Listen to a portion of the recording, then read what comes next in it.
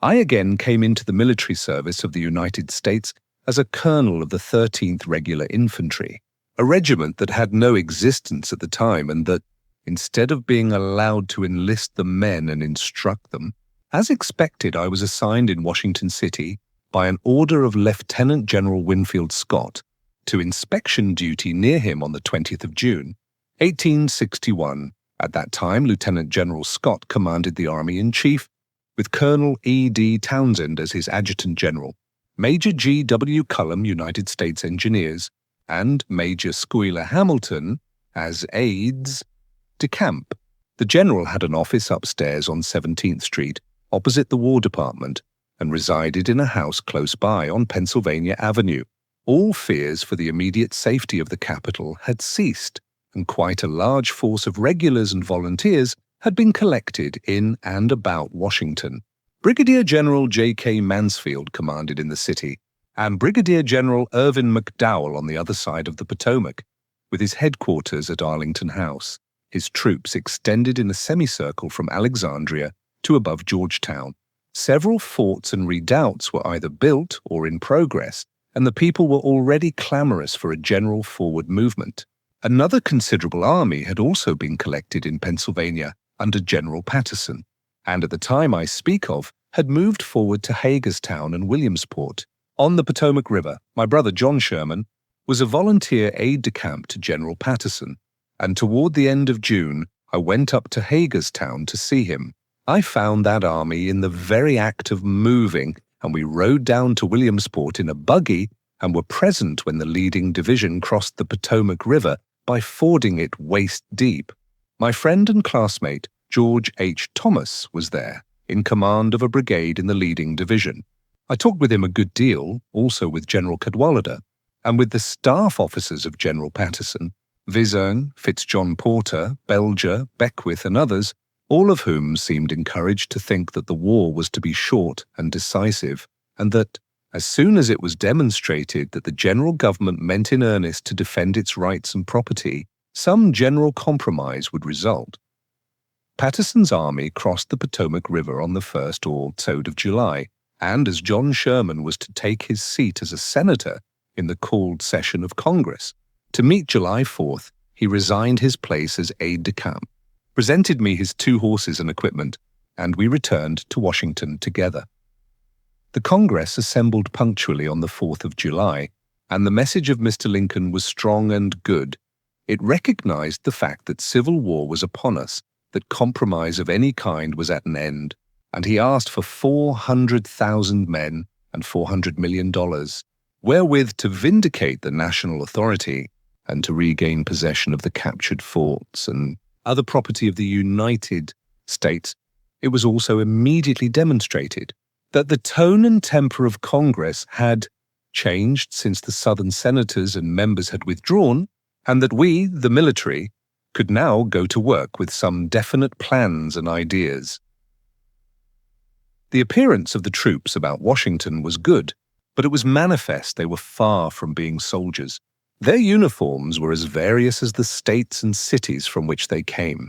Their arms were also of every pattern and caliber, and they were so loaded down with overcoats, haversacks, knapsacks, tents, and baggage that it took from 25 to 50 wagons to move the camp of a regiment from one place to another, and some of the camps had bakeries and cooking establishments that would have done credit to Delmonico. While I was on duty with General Scott, viz., from June 20th to about June 30th, the general frequently communicated to those about him his opinions and proposed plans. He seemed vexed with the clamors of the press for immediate action, and the continued interference in details by the President, Secretary of War, and Congress. He spoke of organizing a grand army of invasion, of which the regulars were to constitute the Iron Column, and seemed to intimate that he himself would take the field in person. Though he was at the time very old, very heavy, and very unwieldy, his age must have been about 75 years. At that date, July 4th, 1861, the rebels had 2 armies in front of Washington. The one at Manassas Junction, commanded by General Beauregard, with his advance guard at Fairfax Courthouse, and indeed almost in sight of Washington.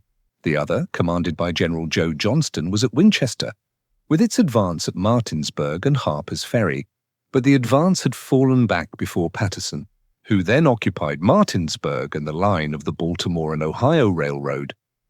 The temper of Congress and the people would not permit the slow and methodical preparation desired by General Scott, and the cry of "On to Richmond," which was shared by the volunteers, most of whom had only engaged for 90 days, forced General Scott to hasten his preparations and to order a general advance about the middle of July. McDowell was to move from the defenses of Washington and Patterson from Martinsburg.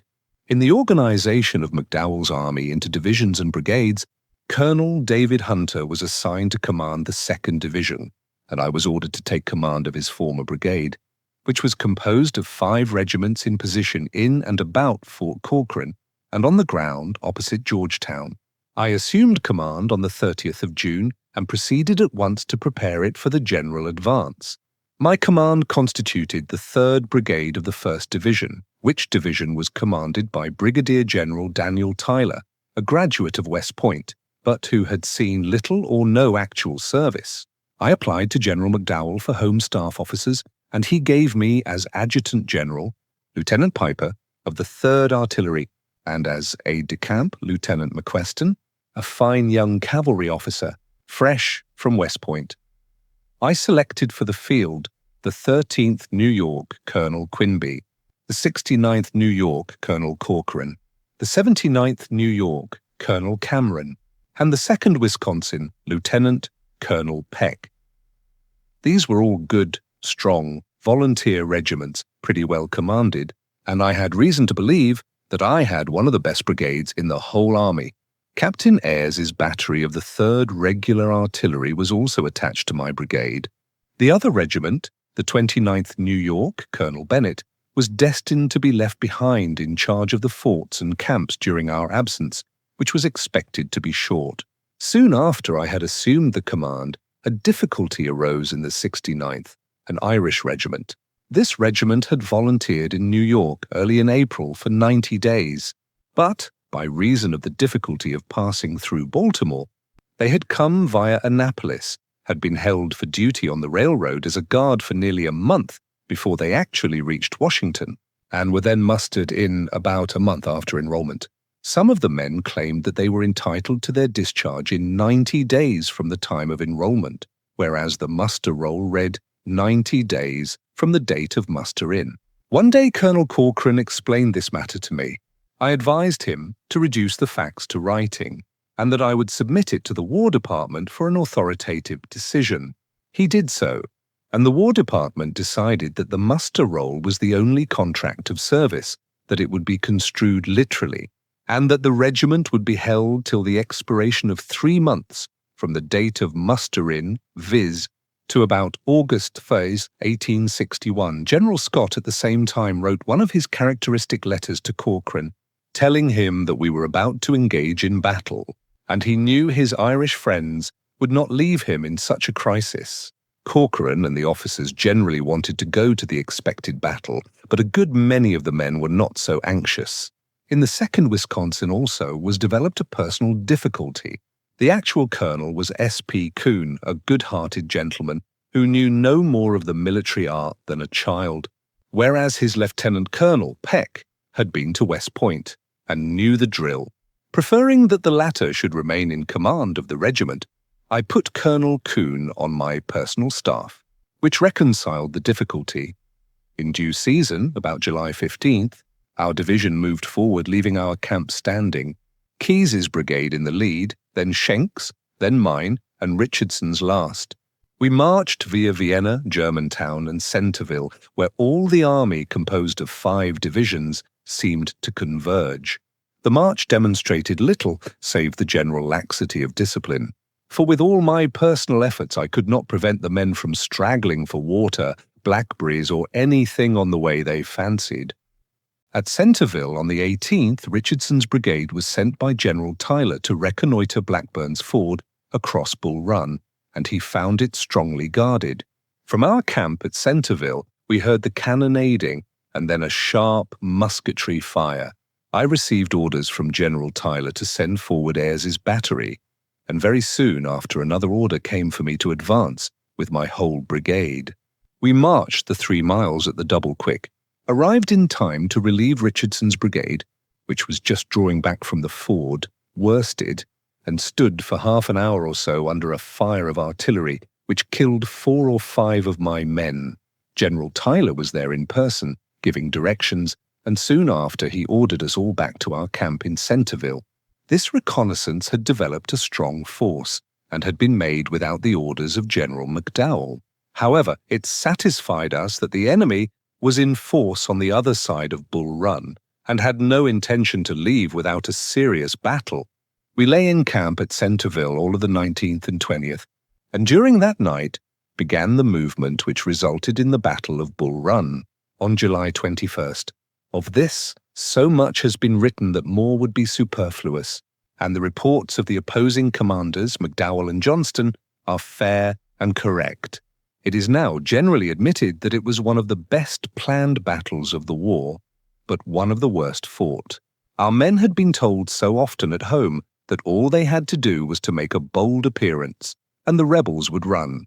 And nearly all of us for the first time then heard the sound of cannon and muskets in anger, and saw the bloody scenes common to all battles with which we were soon to be familiar. We had good organization, good men, but no cohesion, no real discipline, no respect for authority, no real knowledge of war. Both armies were fairly defeated, and whichever had stood fast, the other would have run. Though the North was overwhelmed with mortification and shame, the South really had not much to boast of. For in the 3 or 4 hours of fighting, their organization was so broken up that they did not and could not follow our army, when it was known to be in a state of disgraceful and causeless flight. It is easy to criticize a battle after it is over, but all now admit that none others equally raw in war could have done better than we did at Bull Run. And the lesson of that battle should not be lost on a people like ours. I insert my official report as a condensed statement of my share in the battle. Headquarters, 3rd Brigade, 1st Division, Fort Corcoran. July 25, 1861 to Captain A. Baird, Assistant Adjutant General, 1st Division, General Tyler's. Sir, I have the honor to submit this my report of the operations of my brigade during the action of the 21st instant. The brigade is composed of the 13th New York Volunteers, Colonel Quinby's 69th New York, Colonel Corcoran, 79th New York, Colonel Cameron, 2nd Wisconsin, Lieutenant Colonel Peck, and Company E, 3rd Artillery, under command of Captain R. B. Ayres, 5th Artillery. We left our camp near Centerville, pursuant to orders at 2:30 a.m., taking place in your column next to the brigade of General Schenck, and proceeded as far as the halt before the enemy's position, near the stone bridge across Bull Run. Here the brigade was deployed in line along the skirt of timber to the right of the Warrenton Road, and remained quietly in position till after 10 a.m. The enemy remained very quiet. But about that time we saw a rebel regiment leave its cover in our front and proceed in double-quick time on the road towards Sudley Springs, by which we knew the columns of Colonels Hunter and Heintzelman were approaching. About the same time we observed in motion a large mass of the enemy below and on the other side of the stone bridge. I directed Captain Ayres to take position with his battery near our right and to open fire on this mass. But you had previously detached the 2 rifle guns belonging to this battery, and finding that the smooth-bore guns did not reach the enemy's position, we ceased firing, and I sent a request that you would send to me the 30-pounder rifle gun attached to Captain Carlisle's battery. At the same time, I shifted the New York 69th to the extreme right of the brigade. Thus we remained till we heard the musketry fire across Bull Run, showing that the head of Colonel Hunter's column was engaged. This firing was brisk, and showed that Hunter was driving before him the enemy, till about noon, when it became certain the enemy had come to a stand, and that our forces on the other side of Bull Run were all engaged, artillery and infantry. Here you sent me the order to cross over with the whole brigade, to the assistance of Colonel Hunter. Early in the day, when reconnoitering the ground, I had seen a horseman descend from a bluff in our front, cross the stream, and show himself in the open field on this aid, and inferring that we could cross over at the same point, I sent forward a company as skirmishers and followed with the whole brigade, the New York 69th leading. We found no difficulty in crossing over, and met with no opposition in ascending the steep bluff opposite with our infantry, but it was impassable to the artillery, and I sent word back to Captain Ayres to follow if possible, otherwise to use his discretion. Captain Ayres did not cross Bull Run, but remained on that side with the rest of your division. His report herewith describes his operations during the remainder of the day. Advancing slowly and cautiously with the head of the column to give time for the regiments in succession to close up their ranks, we first encountered a party of the enemy retreating along a cluster of pines. Lieutenant Colonel Haggerty of the 69th, without orders, rode out alone and endeavored to intercept their retreat. One of the enemy, in full view, at short range, shot Haggerty, and he fell dead from his horse. The 69th opened fire on this party, which was returned, but, determined to effect our junction with Hunter's division, I ordered this fire to cease, and we proceeded with caution toward the field, where we then plainly saw our forces engaged. Displaying our colours conspicuously at the head of our column, we succeeded in attracting the attention of our friends, and soon formed the brigade in rear of Colonel Porter's. Here I learned that Colonel Hunter was disabled by a severe wound, and that General McDowell was on the field. I sought him out and received his orders to join in pursuit of the enemy, who was falling back to the left of the road by which the army had approached from Sudley Springs. Placing Colonel Quinby's regiment of rifles in front, in column, by division, I directed the other regiments to follow in line of battle, in the order of the Wisconsin 2nd, New York 79th, and New York 69th. Quinby's regiment advanced steadily down the hill and up the ridge, from which he opened fire upon the enemy, who had made another stand on ground very favorable to him, and the regiment continued advancing as the enemy gave way, till the head of the column reached the point near which Ricketts' battery was so severely cut up. The other regiments descended the hill in line of battle under a severe cannonade, and, the ground affording comparative shelter from the enemy's artillery, they changed direction by the right flank and followed the road before mentioned. At the point where this road crosses the ridge to our left front, the ground was swept by a most severe fire of artillery, rifles, and musketry, and we saw, in succession, several regiments driven from it, among them the Zouaves and Battalion of Marines. Before reaching the crest of this hill, the roadway was worn deep enough to afford shelter, and I kept the several regiments in it as long as possible. But when the Wisconsin 2nd was abreast of the enemy, by order of Major Wadsworth of General McDowell's staff, I ordered it to leave the roadway by the left flank and to attack the enemy. This regiment ascended to the brow of the hill steadily, received the severe fire of the enemy, returned it with spirit, and advanced, delivering its fire. This regiment is uniformed in grey cloth, almost identical with that of the great bulk of the Secession Army, and when the regiment fell into confusion and retreated toward the road, there was a universal cry that they were being fired on by our own men.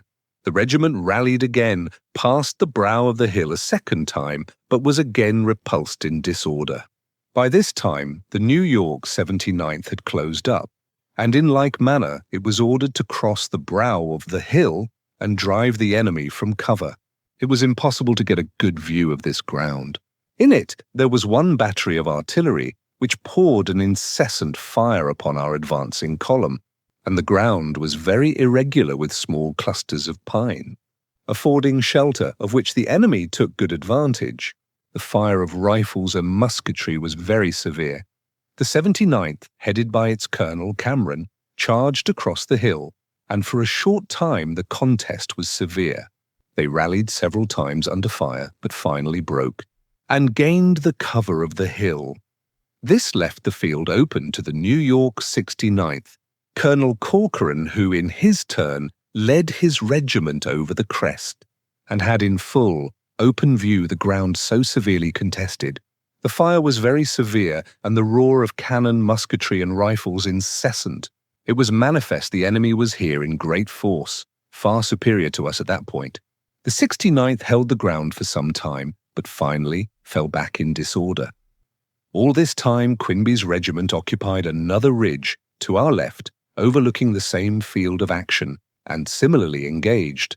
Here, about 3:30 p.m., began the scene of confusion and disorder that characterized the remainder of the day. Up to that time, all had kept their places and seemed perfectly cool, and used to the shell and shot that fell, comparatively harmless, all around us. But the short exposure to an intense fire of small arms at close range had killed many, wounded more, and had produced disorder in all of the battalions that had attempted to encounter it. Men fell away from their ranks, talking, and in great confusion. Colonel Cameron had been mortally wounded, was carried to an ambulance, and reported dying.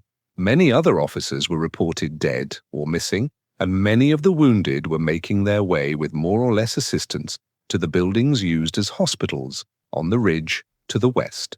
We succeeded in partially reforming the regiments, but it was manifest that they would not stand, and I directed Colonel Corcoran to move along the ridge to the rear, near the position where we had first formed the brigade. General McDowell was there in person, and need all possible efforts to reassure the men. By the active exertions of Colonel Corcoran, we formed an irregular square against the cavalry, which were then seen to issue from the position from which we had been driven, and we began our retreat toward the same ford of Bull Run by which we had approached the field of battle. There was no positive order to retreat, although for an hour it had been going on by the operation of the men themselves. The ranks were thin and irregular, and we found a stream of people strung from the hospital across Bull Run and far towards Centerville. After putting in motion the irregular square in person, I pushed forward to find Captain Ayres's battery at the crossing of Bull Run. I sought it at its last position, before the brigade had crossed over, but it was not there. Then passing through the woods, where in the morning we had first formed line, we approached the blacksmith shop, but there found a detachment of the secession cavalry, and thence made a circuit, avoiding Cub Run Bridge into Centerville, where I found General McDowell, and from him understood that it was his purpose to rally the forces and make a stand at Centerville. But about 9 o'clock at night, I received from General Tyler, in person, the order to continue the retreat to the Potomac. This retreat was by night and disorderly in the extreme. The men of different regiments mingled together, and some reached the river at Arlington, some at Long Bridge, and the greater part returned to their former camp at or near Fort Corcoran. I reached this point at noon the next day and found a miscellaneous crowd crossing over the aqueduct and ferries. Conceiving this to be demoralizing, I at once commanded the guard to be increased and all persons attempting to pass over to be stopped. This soon produced its effect. Men sought their proper companies and regiments. Comparative order was restored, and all were posted to the best advantage. I herewith enclose the official report of Captain Belly, commanding officer of the New York 69th, also full lists of the killed, wounded, and missing. Our loss was heavy and occurred chiefly at the point near where Ricketts' battery was destroyed. Lieutenant Colonel Haggerty was killed about noon, before we had effected a junction with Colonel Hunter's division. Colonel Cameron was mortally wounded leading his regiment in the charge, and Colonel Corcoran has been missing since the cavalry charge near the building used as a hospital. For names, rank, etc. of the above, I refer to the lists herewith. Lieutenants Piper and McQueston of my personal staff were under fire all day, and carried orders to and fro with as much coolness as on parade. Lieutenant Bagley of the New York 69th, a volunteer aide, asked leave to serve with his company during the action and is among those reported missing.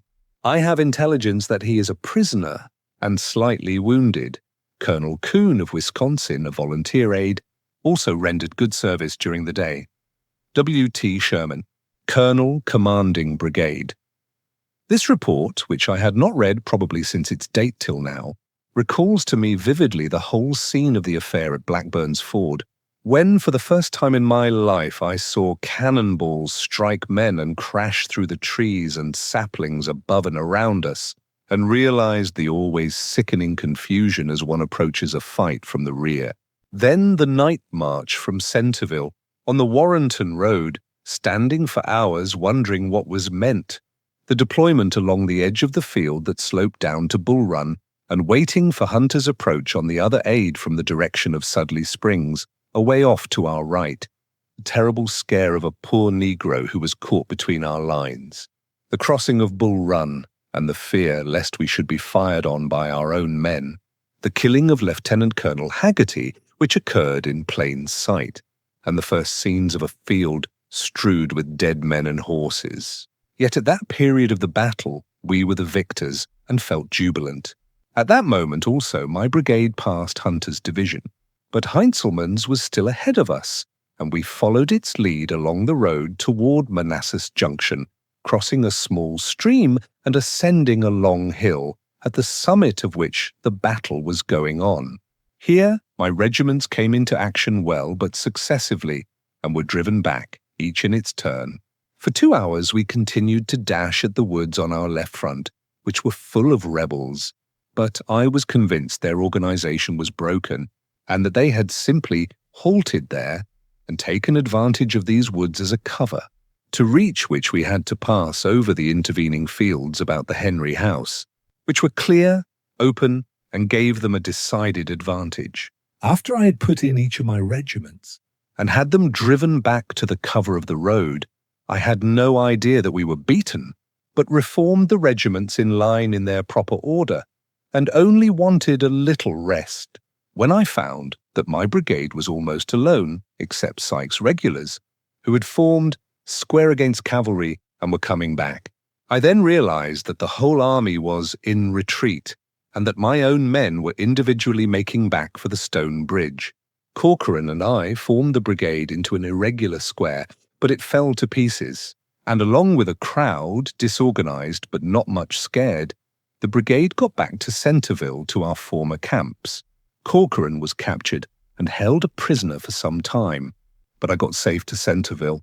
I saw General McDowell in Centerville, and understood that several of his divisions had not been engaged at all, that he would reorganize them at Centerville and there await the enemy.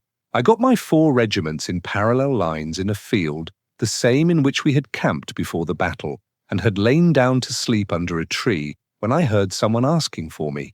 I called out where I was, when General Tyler in person gave me orders to march back to our camps at Fort Corcoran. I aroused my aides, gave them orders to call up the sleeping men, have each regiment to leave the field by a flank, and to take the same road back by which we had come. It was near midnight, and the road was full of troops, wagons, and batteries. We tried to keep our regiments separate, but all became inextricably mixed. Toward morning, we reached Vienna, where I slept some hours, and the next day, about noon, we reached Fort Corcoran. A slow, mizzling rain had set in, and probably a more gloomy day never presented itself. All organization seemed to be at an end, but I and my staff labored hard to collect our men into their proper companies and into their former camps. And on the 23rd of July, I moved the 2nd Wisconsin and 79th New York closer in to Fort Corcoran, and got things in better order than I had expected. Of course, we took it for granted that the rebels would be on our heels, and we accordingly prepared to defend our posts. By the 25th, I had collected all the materials, made my report, and had my brigade about as well governed as any in that army. Although most of the 90-day men, especially the 69th, had become extremely tired of the war and wanted to go home. Some of them were so mutinous at one time that I had the battery to unlimber, threatening, if they dared to leave camp without orders, I would open fire on them. Drills and the daily exercises were resumed, and I ordered that at the 3 principal roll calls the men should form ranks with belts and muskets, and that they should keep their ranks until I, in person, had received the reports and had dismissed them. The 69th still occupied Fort Corcoran, and one morning, after reveille, when I had just received the report, had dismissed the regiment and was leaving, I found myself in a crowd of men crossing the drawbridge on their way to a barn close by where they had their sinks. Among them was an officer who said, "Colonel, I'm going to New York today. What can I do for you?" I answered, "How can you go to New York? I do not remember to have signed a leave for you." He said, no, he did not want to leave. He had engaged to serve 3 months and had already served more than that time. If the government did not intend to pay him, he could afford to lose the money. That he was a lawyer and had neglected his business long enough and was then going home. I noticed that a good many of the soldiers had paused about us to listen and knew that if this officer could defy me, they also would. So I turned on him sharp and said, "Captain, this question of your term of service has been submitted to the rightful authority, and the decision has been published in orders. You are a soldier and must submit to orders till you are properly discharged. If you attempt to leave without orders, it will be mutiny, and I will shoot you like a dog. Go back into the fort now, instantly, and don't dare to leave without my consent." I had on an overcoat, and may have had my hand about the breast, for he looked at me hard, paused a moment, and then turned back into the fort. The men scattered, and I returned to the house where I was quartered, close by. That same day, which must have been about July 26th, I was near the riverbank, looking at a blockhouse which had been built for the defense of the aqueduct, when I saw a carriage coming by the road that crossed the Potomac River at Georgetown by a ferry. I thought I recognized in the carriage the person of President Lincoln. I hurried across a bend so as to stand by the roadside as the carriage passed. I was in uniform with a sword on and was recognized by Mr. Lincoln and Mr. Seward, who rode side by side in an open hack. I inquired if they were going to my camps, and Mr. Lincoln said, "Yes, we heard that you had got over the big scare, and we thought we would come over and see the boys." The roads had been much changed and were rough. I asked if I might give directions to his coachman. He promptly invited me to jump in and to tell the coachman which way to drive. Intending to begin on the right and follow round to the left, I turned the driver into a side road which led up a very steep hill, and seeing a soldier, called to him and sent him up hurriedly to announce to the colonel, Bennett, "I think that the president was coming." As we slowly ascended the hill, I discovered that Mr. Lincoln was full of feeling and wanted to encourage our men. I asked if he intended to speak to them, and he said he would like to. I asked him then to please discourage all cheering, noise, or any sort of confusion, that we had had enough of it before Bull Run to ruin any set of men, and that what we needed were cool, thoughtful, hard-fighting soldiers, no more hurrahing, no more humbug. He took my remarks in the most perfect good nature.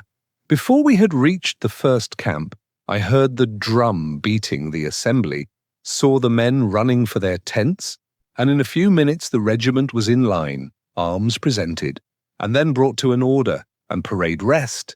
Mr. Lincoln stood up in the carriage and made one of the neatest, best, and most feeling addresses I ever listened to, referring to our late disaster at Bull Run, the high duties that still devolved on us, and the brighter days yet to come. At one or two points the soldiers began to cheer, but he promptly checked them, saying, "Don't cheer, boys. I confess I rather like it myself, but Colonel Sherman here says it is not military, and I guess we had better defer to his opinion." In winding up, he explained that as president, he was commander-in-chief, that he was resolved that the soldiers should have everything that the law allowed, and he called on one and all to appeal to him personally in case they were wronged. The effect of this speech was excellent. We passed along in the same manner to all the camps of my brigade, and Mr. Lincoln complimented me highly for the order, cleanliness, and discipline that he observed.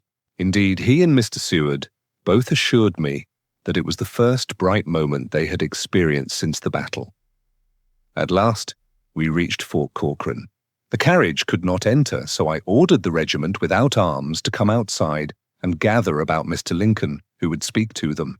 He made to them the same feeling address, with more personal allusions because of their special gallantry in the battle under Corcoran, who was still a prisoner in the hands of the enemy, and he concluded with the same general offer of redress in case of grievances. In the crowd, I saw the officer with whom I had had the passage at Reveille that morning. His face was pale and lips compressed. I foresaw a scene, but sat on the front seat of the carriage as quiet as a lamb. This officer forced his way through the crowd to the carriage and said, "Mr. President, I have a cause of grievance. This morning I went to speak to Colonel Sherman and he threatened to shoot me." Mr. Lincoln, who was still standing, said, "Threatened to shoot you?" "Yes, sir, he threatened to shoot me." Mr. Lincoln looked at him, then at me, and stooping his tall, spare form toward the officer, said to him in a loud stage whisper, easily heard for some yards around, "Well, if I were you and he threatened to shoot, I would not trust him, for I believe he would do it." The officer turned about and disappeared, and the men laughed at him.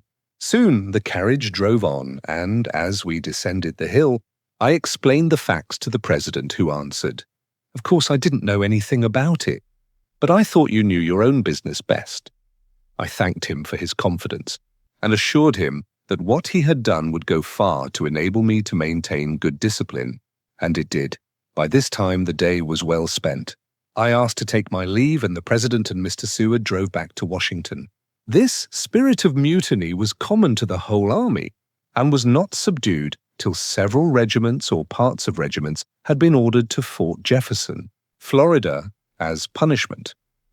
General McDowell had resumed his headquarters at the Arlington House and was busily engaged in restoring order to his army, sending off the 90 days' men and replacing them by regiments which had come under the 3 years' call. We were all trembling lest we should be held personally accountable for the disastrous result of the battle. General McClellan had been summoned from the West to Washington, and changes in the subordinate commands were announced almost daily. I remember, as a group of officers were talking in the large room of the Arlington House, used as the adjutant general's office one evening, some young officer came in with a list of the new brigadiers just announced at the War Department, which embraced the names of Heinzefan, Keyes, Franklin, Andrew Porter, W.T. Sherman, and others who had been colonels in the battle, and all of whom had shared the common stampede. Of course, we discredited the truth of the list, and Heinzefan broke out in his nasal voice, "Boys, it's all a lie! Every mother's son of you will be cashiered." We all felt he was right, but nevertheless, it was true, and we were all announced in general orders as brigadier generals of volunteers. General McClellan arrived and, on assuming command, confirmed McDowell's organization. Instead of coming over the river, as we expected, he took a house in Washington and only came over from time to time to have a review or inspection. I had received several new regiments and had begun 2 new forts on the hill or plateau above and farther out than Fort Corcoran, and I organized a system of drills embracing the evolutions of the line, all of which was new to me, and I had to learn the tactics from books. But I was convinced that we had a long, hard war before us, and made up my mind to begin at the very beginning to prepare for it. August was passing, and troops were pouring in from all quarters. General McClellan told me he intended to organize an army of 100,000 men, with 100 field batteries, and I still hoped he would come on our side of the Potomac, pitch his tent, and prepare for real hard work. But his headquarters still remained in a house in Washington City. I then thought and still think that was a fatal mistake. His choice as general-in-chief at the time was fully justified by his high reputation in the army and country, and if he then had any political views or ambition, I surely did not suspect it. About the middle of August, I got a note from Brigadier General Robert Anderson, asking me to come and see him at his room at Willard's Hotel. I rode over and found him in conversation with several gentlemen, and he explained to me that events in Kentucky were approaching a crisis, that the legislature was in session and ready, as soon as properly backed by the general government, to take open sides for the Union cause, that he was offered the command of the Department of the Cumberland, to embrace Kentucky, Tennessee, etc., and that he wanted help, and that the president had offered to allow him to select out of the new brigadiers 4 of his own choice. I had been a lieutenant in Captain Anderson's company at Fort Moultrie from 1843 to 1846, and he explained that he wanted me as his right hand. He also indicated George H. Thomas, D.C. Buell, and Burnside as the other 3. Of course, I always wanted to go west and was perfectly willing to go with Anderson, especially in a subordinate capacity. We agreed to call on the president on a subsequent day to talk with him about it, and we did. It hardly seems probable that Mr. Lincoln should have come to Willard's Hotel to meet us, but my impression is that he did, and that General Anderson had some difficulty in prevailing on him to appoint George H. Thomas, a native of Virginia, to be brigadier general, because so many Southern officers had already played false. But I was still more emphatic in my endorsement of him by reason of my talk with him at the time he crossed the Potomac with Patterson's army, when Mr. Lincoln promised to appoint him and to assign him to duty with General Anderson. In this interview with Mr. Lincoln, I also explained to him my extreme desire to serve in a subordinate capacity and in no event to be left in a superior command. He promised me this with promptness, making the jocular remark that his chief trouble was to find places for the too many generals who wanted to be at the head of affairs, to command armies, etc. The official order is dated Special Order Number 114, Headquarters of the Army, Washington, August 24, 1881. The following assignment is made of the general officers of the volunteer service, whose appointment was announced in General Orders Number 82 from the War Department to the Department of the Cumberland. Brigadier General Robert Anderson commanding, Brigadier General W.T. Sherman, Brigadier General George H. Thomas, by command of Lieutenant General Scott E.D. Townsend, Assistant Adjutant General. After some days, I was relieved in command of my brigade and post by Brigadier General Fitzjohn Porter, and at once took my departure for Cincinnati, Ohio, via Cresson, Pennsylvania, where General Anderson was with his family, and he, Thomas, and I met by appointment at the house of his brother, Lars Anderson Esquarn, in Cincinnati.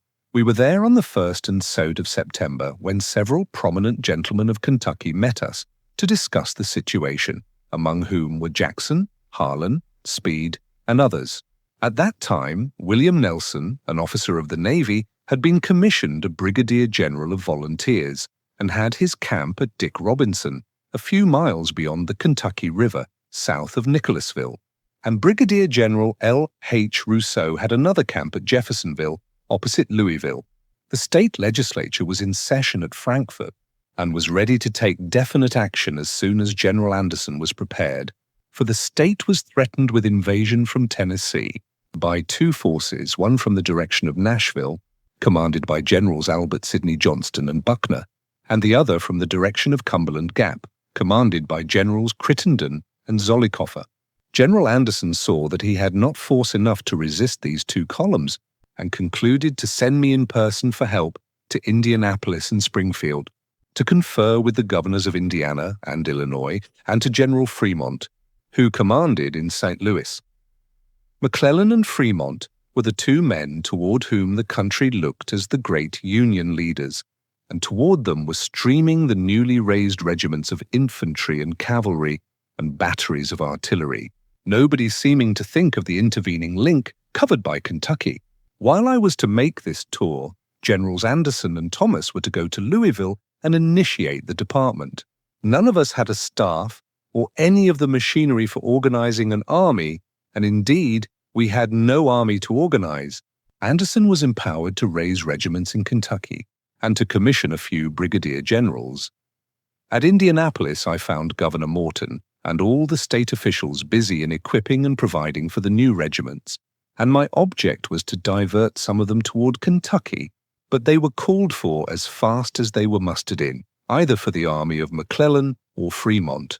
At Springfield also I found the same general activity and zeal, Governor Yates, busy in providing for his men. But these men also had been promised to Fremont. I then went on to St. Louis, where all was seeming activity, bustle, and preparation. Meeting R.M. Rennick at the planter's house, where I stopped, I inquired where I could find General Fremont. Rennick said, "What do you want with General Fremont?" I said I had come to see him on business, and he added, "You don't suppose that he will see such as you?" and went on to retail all the scandal of the day, that Fremont was a great potentate, surrounded by sentries and guards, that he had a more showy court than any real king, that he kept senators, governors, and the first citizens, dancing attendance for days and weeks before granting an audience, etc., that if I expected to see him on business, I would have to make my application in writing and submit to a close scrutiny by his chief of staff and by his civil surroundings. Of course I laughed at all this, and renewed my simple inquiry as to where was his office, and was informed that he resided and had his office at Major Brandt's new house on Chouteau Avenue. It was then late in the afternoon, and I concluded to wait till the next morning. But that night I received a dispatch from General Anderson in Louisville to hurry back. As events were pressing, and he needed me accordingly, I rose early next morning before daybreak, got breakfast with the early railroad passengers, and about sunrise was at the gate of General Fremont's headquarters. A sentinel with drawn saber paraded up and down in front of the house. I had on my undress uniform indicating my rank, and inquired of the sentinel, "Is General Fremont up?" He answered, "I don't know." Seeing that he was a soldier by his bearing, I spoke in a sharp, emphatic voice. "Then find out." He called for the corporal of the guard, and soon a fine-looking German sergeant came, to whom I addressed the same inquiry. He in turn did not know, and I bade him find out, as I had immediate and important business with the general.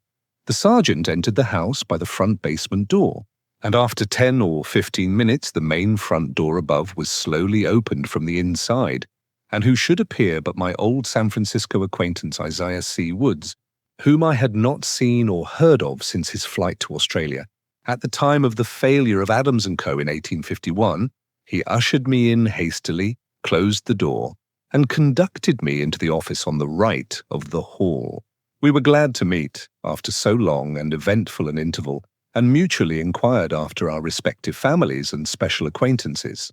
I found that he was a commissioned officer, a major on duty with Fremont, and Major Eaton, now of the Paymaster's Department, was in the same office with him. I explained to them that I had come from General Anderson and wanted to confer with General Fremont in person. Woods left me, but soon returned, said the general would see me in a very few minutes, and within 10 minutes I was shown across the hall into the large parlor, where General Fremont received me very politely. We had met before as early as 1847 in California, and I had also seen him several times when he was senator. I then in a rapid manner ran over all the points of interest in General Anderson's new sphere of action, hoped he would spare us from the new levies what troops he could, and generally act in concert with us. He told me that his first business would be to drive the rebel General Price and his army out of Missouri, when he would turn his attention down the Mississippi. He asked my opinion about the various kinds of field artillery which manufacturers were thrusting on him, especially the then newly invented James gun, and afterward our conversation took a wide turn about the character of the principal citizens of St. Louis, with whom I was well acquainted, telling General Fremont that I had been summoned to Louisville and that I should leave in the first train. Visit at 3 p.m. I took my leave of him. Returning to Wood's office, I found there 2 more Californians, viz. Messrs. Palmer and Haskell, so I felt that while Fremont might be suspicious of others, he allowed free ingress to his old California acquaintances. Returning to the planter's house, I heard of Beard, another Californian, a Mormon, who had the contract for the line of redoubts which Fremont had ordered to be constructed around the city, before he would take his departure for the interior of the state, and while I stood near the office counter, I saw old Baron Steinberger, a prince among our early California adventurers, come in and look over the register. I avoided him on purpose, but his presence in St. Louis recalled the maxim, "Where the vultures are, there is a carcass close by," and I suspected that the profitable contracts of the quartermaster, McKinstry, had drawn to St. Louis some of the most enterprising men of California. I suspect they can account for the fact that, in a very short time, Fremont fell from his high estate in Missouri by reason of frauds or supposed frauds in the administration of the affairs of his command. I left St. Louis that afternoon and reached Louisville the next morning. I found General Anderson quartered at the Louisville Hotel, and he had taken a dwelling homes on Unfiltered Street as an office. Captain O.D. Greens was his adjutant general, Lieutenant Throckmorton his aide, and Captain Prime of the Engineer Corps was on duty with him. General George H. Thomas had been dispatched to Camp Dick Robinson to relieve Nelson. The city was full of all sorts of rumors. The legislature, moved by considerations purely of a political nature, had taken the step, whatever it was, that amounted to an adherence to the Union instead of joining the already seceded states. This was universally known to be the signal for action. For it, we were utterly unprepared, whereas the rebels were fully prepared.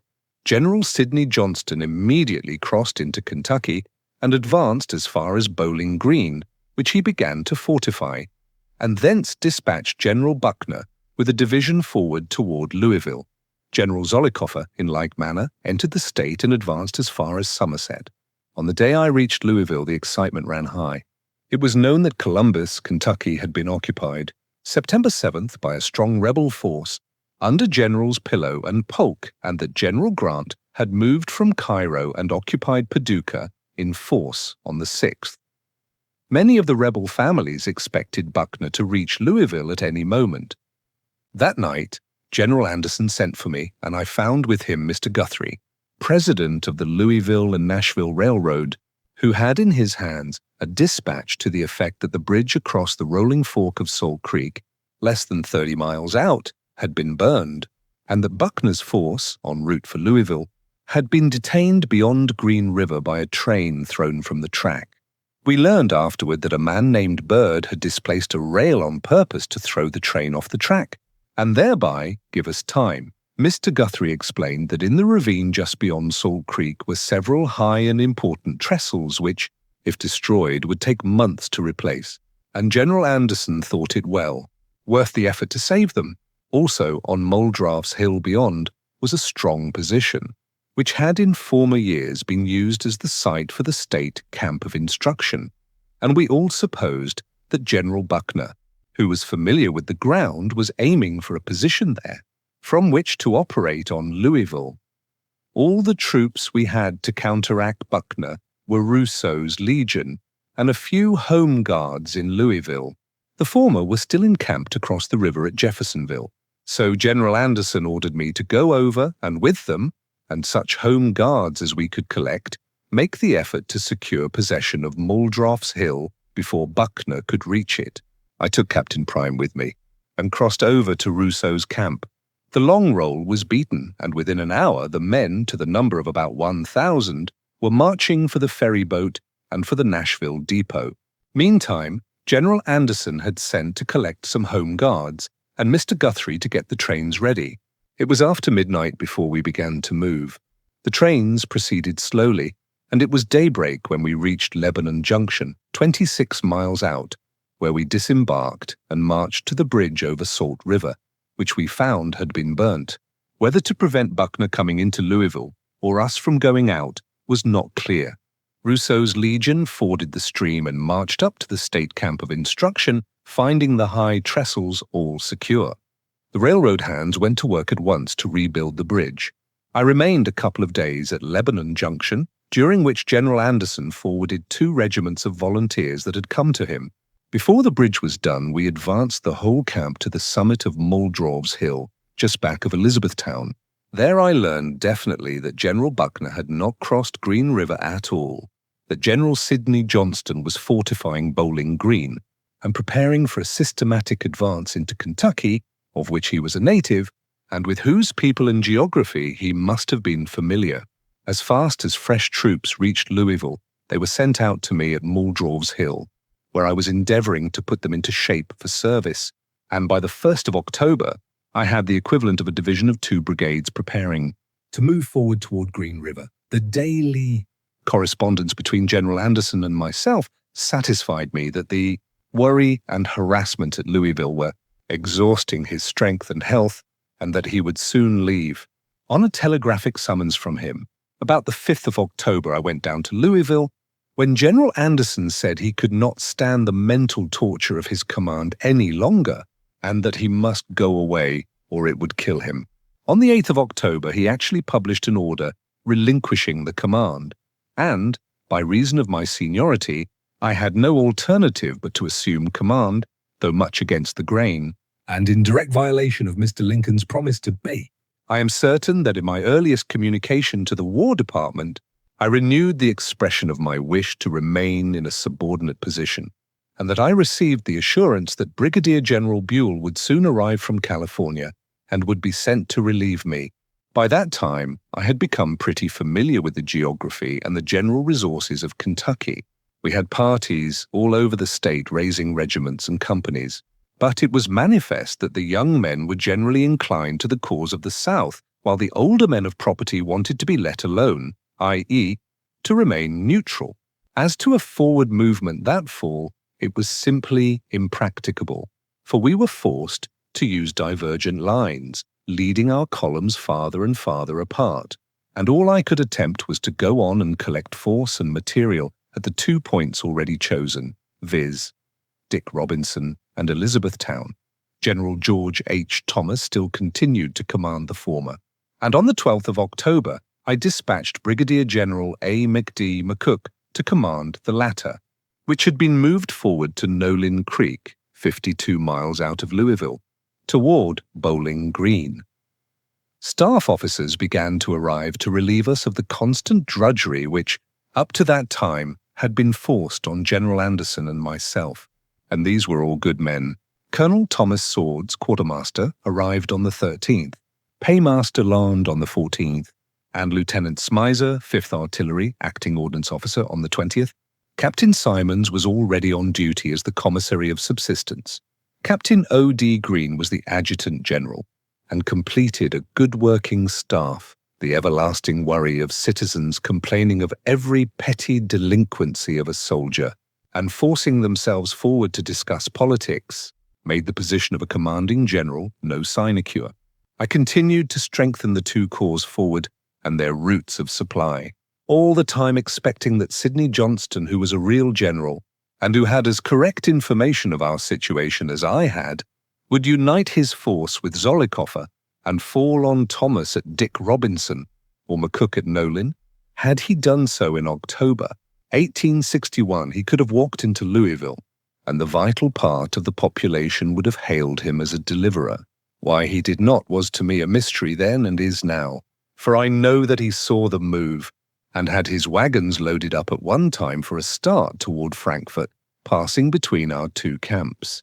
Conscious of our weakness, I was unnecessarily unhappy, and doubtless exhibited it too much to those near me, but it did seem to me that the government at Washington, intent on the larger preparations of Fremont in Missouri and McClellan in Washington, actually ignored us in Kentucky. About this time, say the middle of October, I received notice by telegraph that the Secretary of War, Mr. Cameron, then in St. Louis, would visit me at Louisville on his way back to Washington. I was delighted to have an opportunity to properly represent the actual state of affairs, and got Mr. Guthrie to go with me across to Jeffersonville to meet the Secretary of War and escort him to Louisville.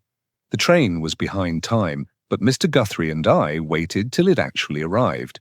Mr. Cameron was attended by Adjutant General Lorenzo Thomas and 6 or 7 gentlemen who turned out to be newspaper reporters. Mr. Cameron's first inquiry was when he could start for Cincinnati, saying that, as he had been detained at St. Louis so long, it was important he should hurry on to Washington. I explained that the regular mail boat would leave very soon, viz. At 12 m, but I begged him to come over to Louisville, that I wanted to see him on business as important as any in Washington, and hoped he would come and spend at least a day with us. He asked if everything was not well with us, and I told him far from it, that things were actually bad as bad could be, This seemed to surprise him, and Mr. Guthrie added his persuasion to mine.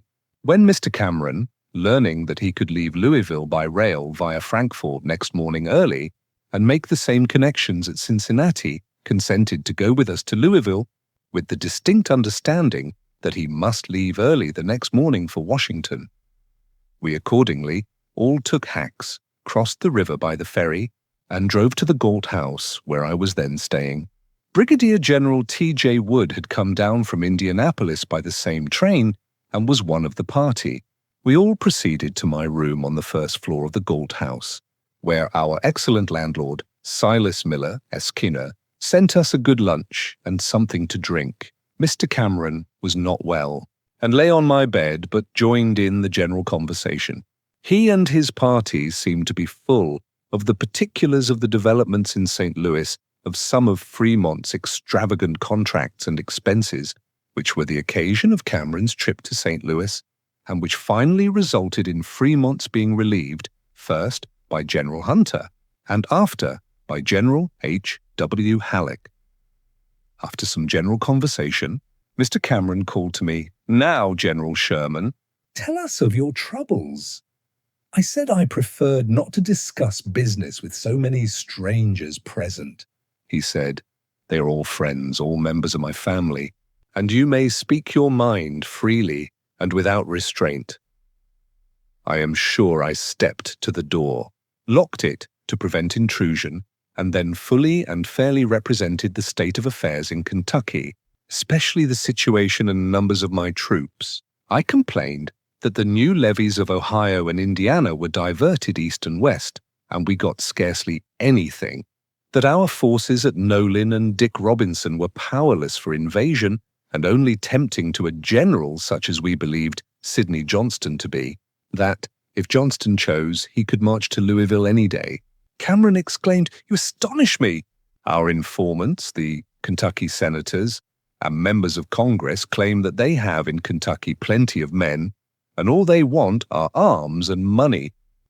I then said it was not true, for the young men were arming and going out openly in broad daylight to the rebel camps, provided with good horses and guns by their fathers, who were at best neutral.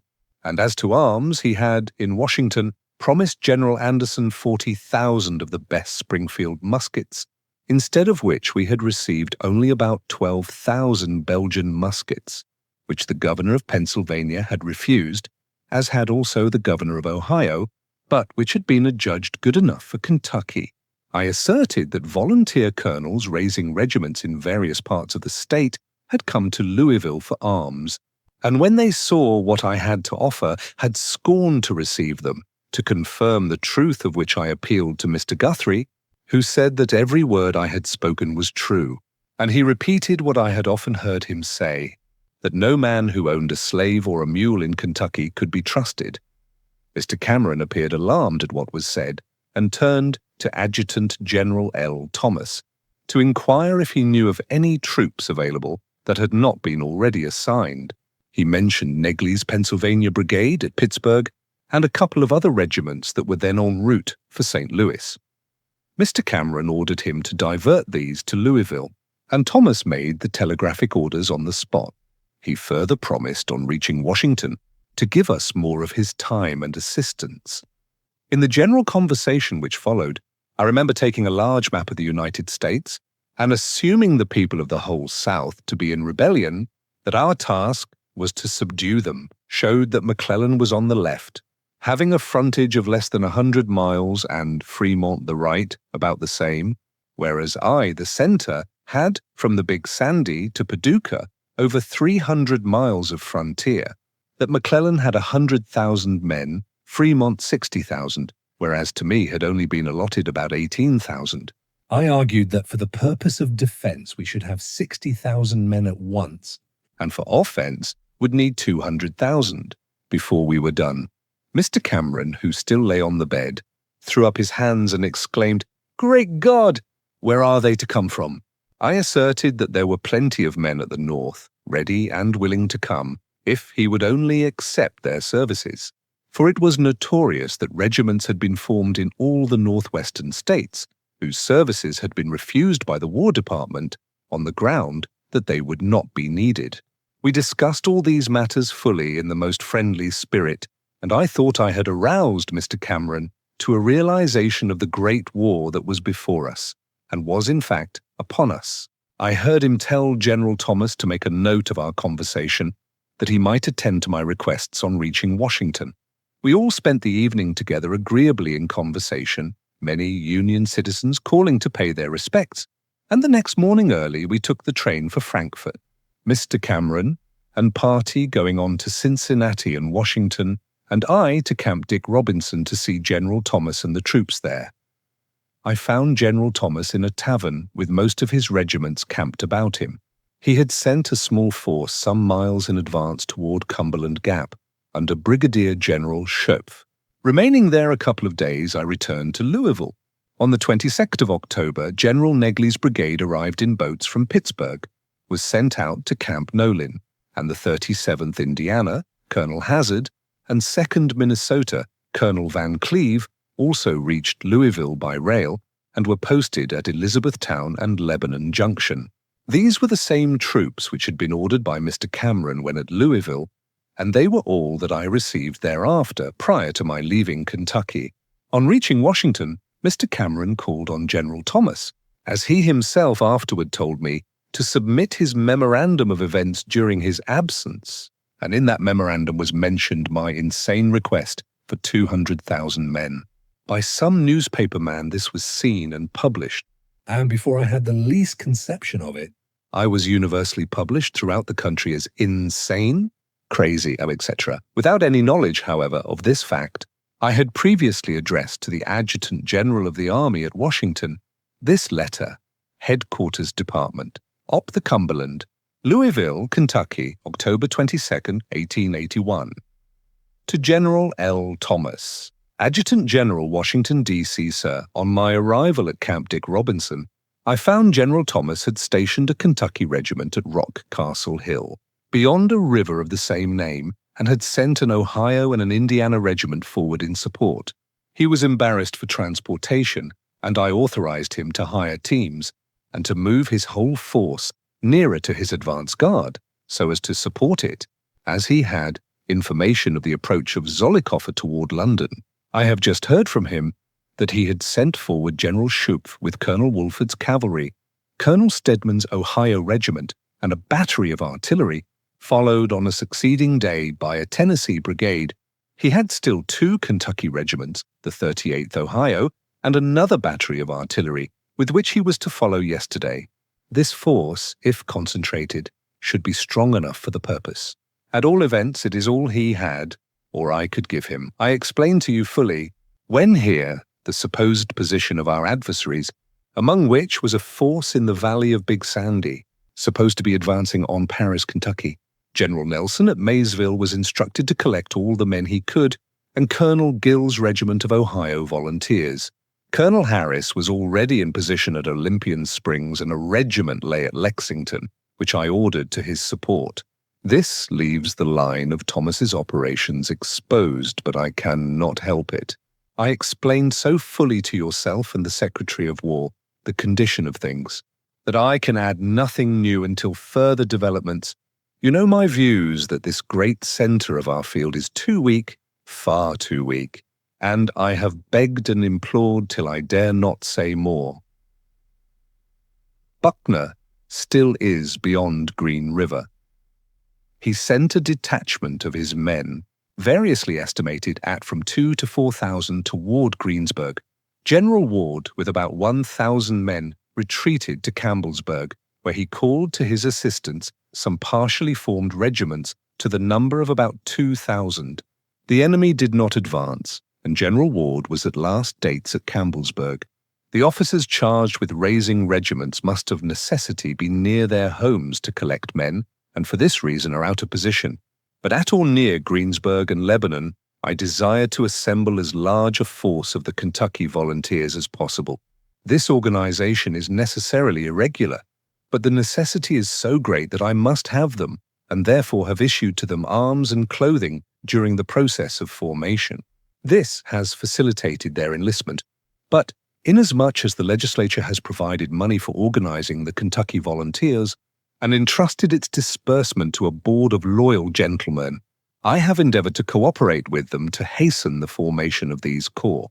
The great difficulty is, and has been, that as volunteers offer, we have not arms and clothing to give them. The arms sent us are, as you already know, European muskets of uncouth pattern, which the volunteers will not touch. General McCook has now 3 brigades, Johnson's, Wood's, and Rousseau's. Negley's brigade arrived today and will be sent out at once. The Minnesota Regiment has also arrived and will be sent forward. Hazard's Regiment of Indiana troops I have ordered to the month of Salt Creek, an important point on the turnpike road leading to Elizabethtown. I again repeat that our force here is out of all proportion to the importance of the position. Our defeat would be disastrous to the nation, and to expect of new men who never bore arms to do miracles is not right. I am, with much respect, yours truly, W.T. Sherman, Brigadier General Commanding. About this time, my attention was drawn to the publication in all the Eastern papers, which of course was copied at the West, of the report that I was crazy, insane, and mad, that I had demanded 200,000 men for the defense of Kentucky, and the authority given for this report was stated to be the Secretary of War himself, Mr. Cameron, who never, to my knowledge, took pains to affirm or deny it. My position was therefore simply unbearable, and it is probable I resented the cruel insult with language of intense feeling. Still I received no orders, no reinforcements, not a word of encouragement or relief. About November 1st, General McClellan was appointed Commander-in-Chief of all the armies in the field, and by telegraph called for a report from me. It is herewith given. Headquarters, the Department of the Cumberland. Louisville, Kentucky, November 4th, 1861, General L. Thomas, Adjutant General, Washington, D.C., sir. In compliance with the telegraphic orders of General McClellan, received late last night, I submit this report of the forces in Kentucky and of their condition. The tabular statement shows the position of the several regiments. The camp at Nolin is at the present extremity of the Nashville Railroad. This force was thrown forward to meet the advance of Buckner's army, which then fell back to Green River, 23 miles beyond. These regiments were substantially without means of transportation, other than the railroad, which is guarded at all dangerous points, yet is liable to interruption at any moment by the tearing up of a rail by the disaffected inhabitants or a hired enemy. His regiments are composed of good materials, but devoid of company officers of experience, and have been put under thorough drill since being in camp. They are generally well clad and provided for. Beyond Green River, the enemy has masked his forces, and it is very difficult to ascertain even the approximate numbers. No pains have been spared to ascertain them, but without success, and it is well known that they far outnumber us. Depending, however, on the railroads to their rear for transportation, they have not thus far advanced this side of Green River, except in marauding parties. This is the proper line of advance, but will require a very large force, certainly 50,000 men, as their railroad facilities south enable them to concentrate at Munfordsville the entire strength of the South. General McCook's command is divided into 4 brigades. Under Generals Wood, R.W. Johnson, Rousseau, and Negley, General Thomas's line of operations is from Lexington toward Cumberland Gap and Ford, which are occupied by a force of rebel Tennesseans under the command of Zollicoffer.